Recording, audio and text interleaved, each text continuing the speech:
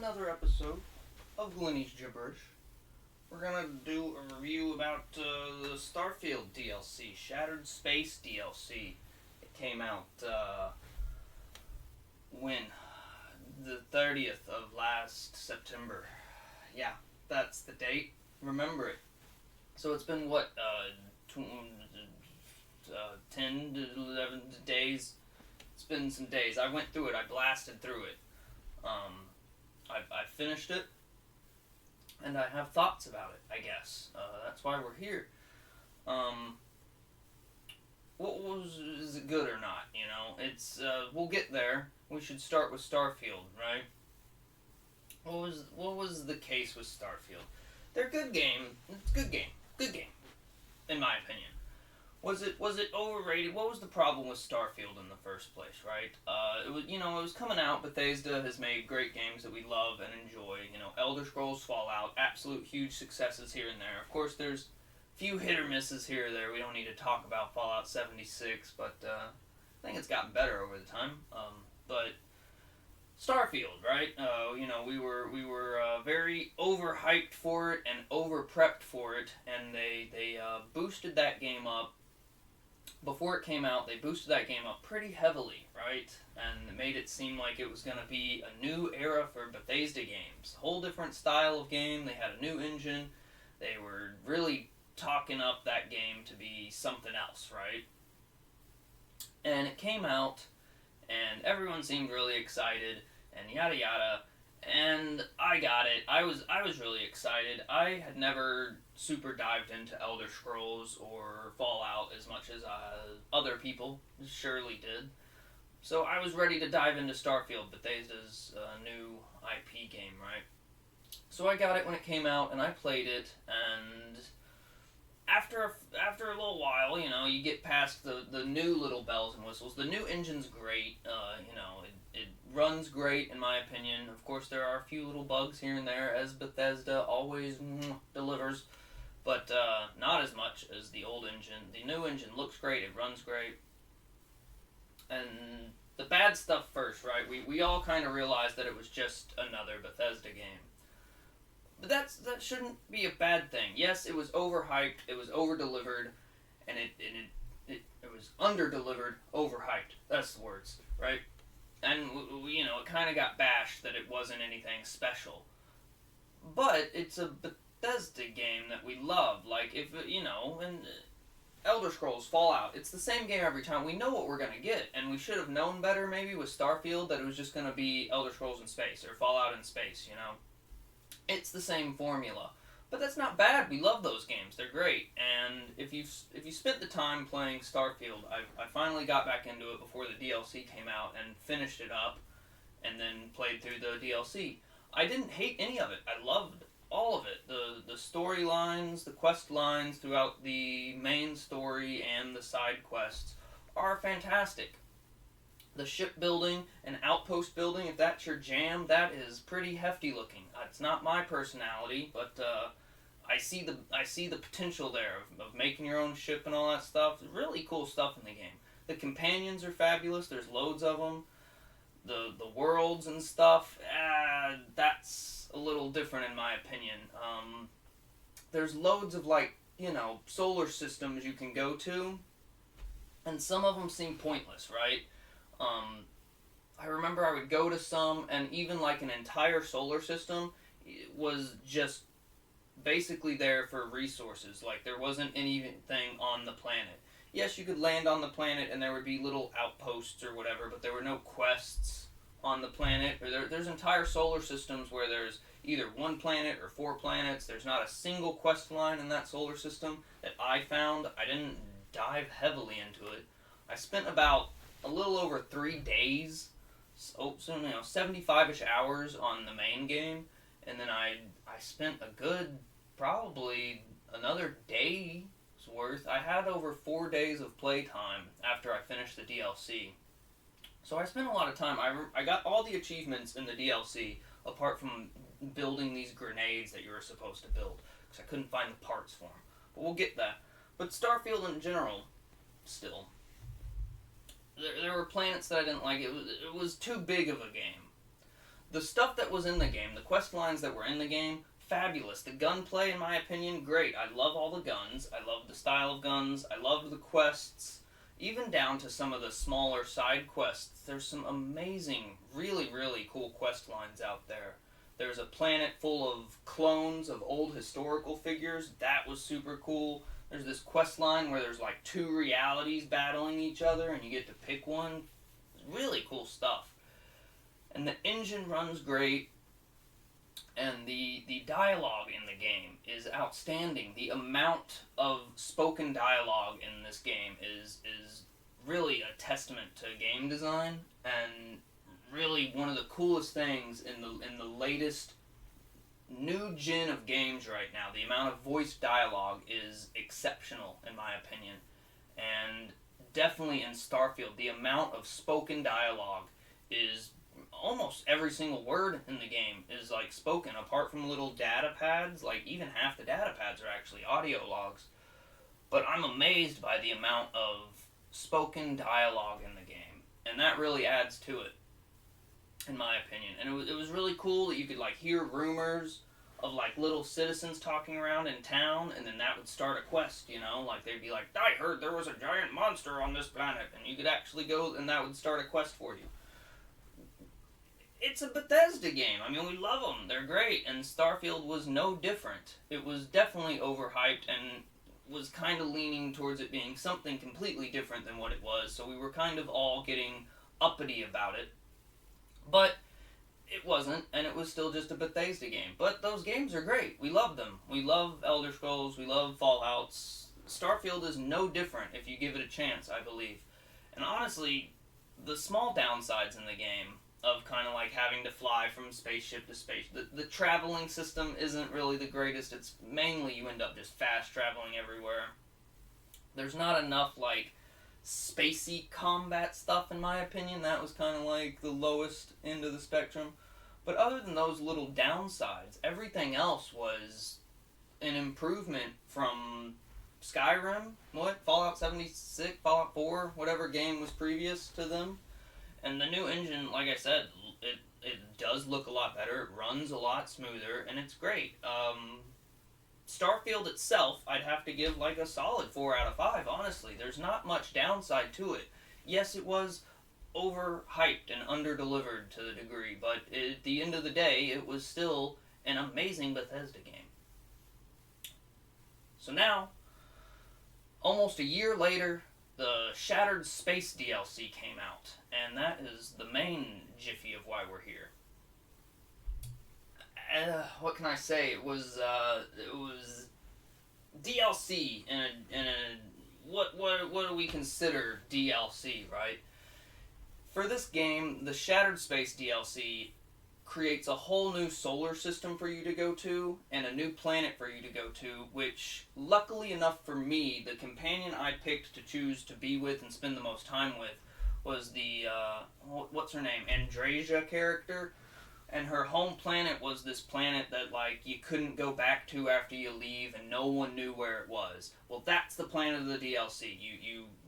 I won't spoil the story, but that's where you end up going, is this planet that no one knew how to get to. It was this secret, uncharted planet that no one could get back to. And that's where we end up for the DLC. So it's technically a whole solar system. There's, 2 planets in the solar system, and one's the planet one's a moon of that planet you go to, actually, and then there's another planet. The whole DLC takes place on this moon. You don't need to go anywhere else. That's a terrible downside to me. For a game that is about space and solar systems, the fact that you've made a DLC and there's absolutely no space combat stuff, like there's nothing to do in space, and you're literally, not only are you on just one little planet, but you're only in one section of the planet. The DLC, you don't get in your spaceship, period. Apart from starting the DLC, once you land on that planet, you don't need to leave. And for a game that's called Starfield, that seems strange to me. So it's smaller than you think. There's loads to do in it. Like I said, I spent a good 20-ish hours maybe playing it. Probably less than that, but There's a good amount of chunk of stuff to do. The quests are great. The storyline is decent, to my opinion. Lots of the side quests are lovable. All the side quests in Starfield are fantastic.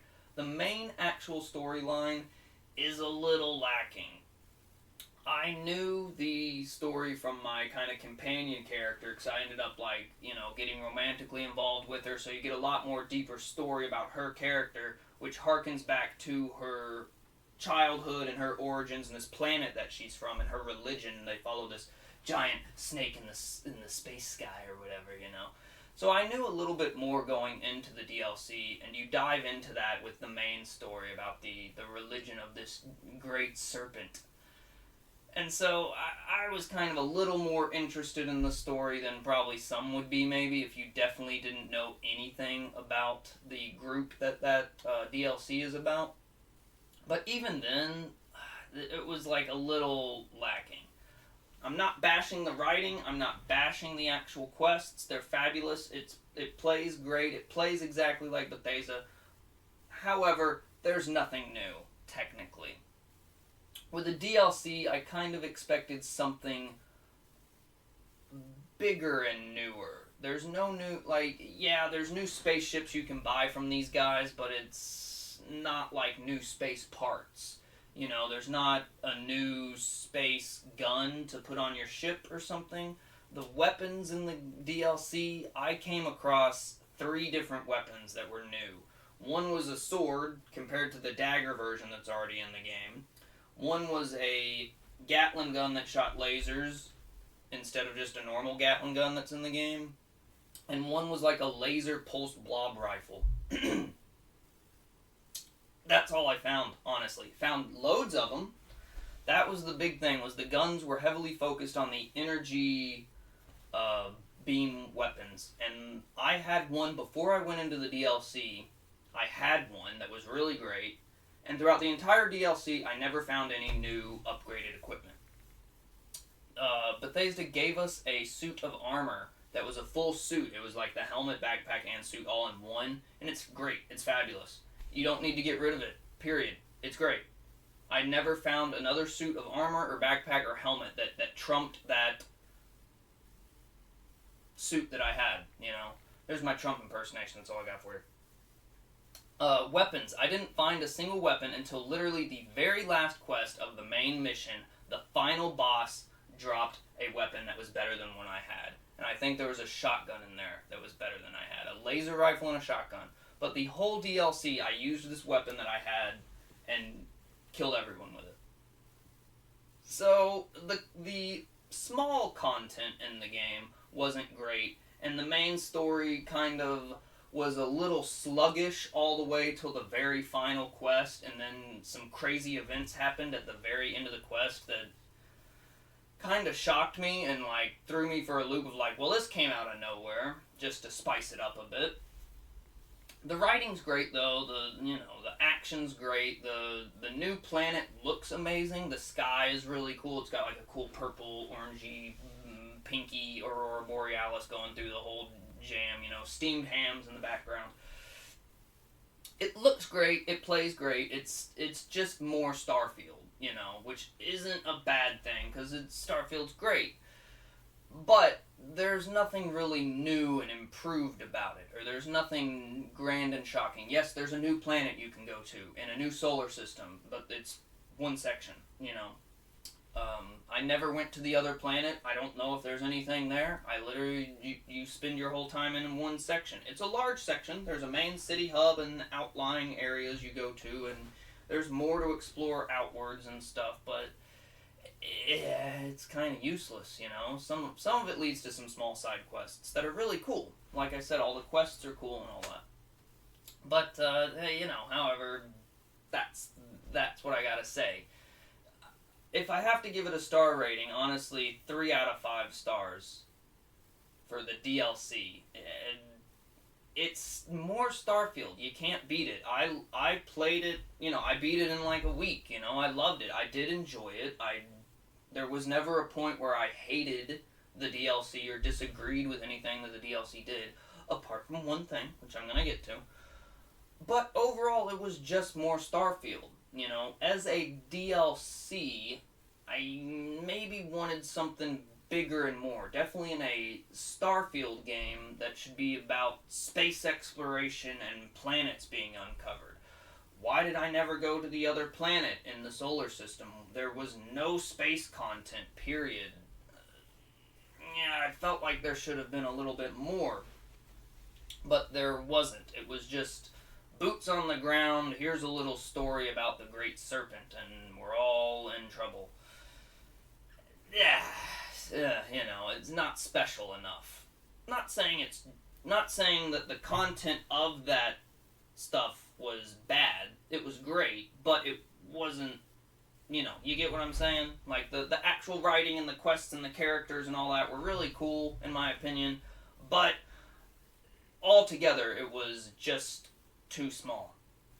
They shattered space into one shard and we got one shard. That's why it's called shattered space. You get one shard of space. Last thing that I got a gripe about, I have to put it in here.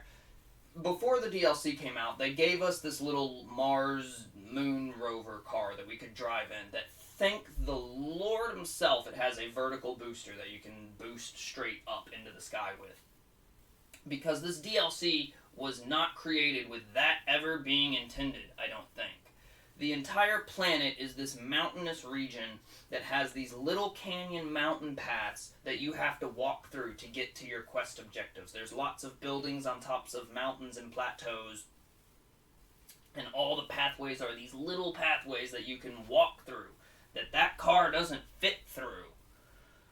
They did not expect this car to be used in this DLC. And did I use it? Oh boy, I'm not gonna walk 5 miles to the west, 20 miles to the south, and 1 mile north, walking through these little canyon pathways. No, I'm taking that car, dude, and you bet your butt I spent my time boosting up mountainsides on that car, finding little plateaus to rest on here and there, and glitching my car up a small pathway. That was bad. Other than that, though, other than expecting you to walk the whole way as well in the DLC, thank goodness they give you that car, because I'd still be playing the DLC if I didn't have that car. But find a way to use that car. It saves some time, and it was definitely desperately needed in that game. Overall, like I said, though, 3 out of 5 for the DLC. I wish it would have been just a little more oomphy, with more stuff, definitely in a game that is as big as Starfield, but what we get is good.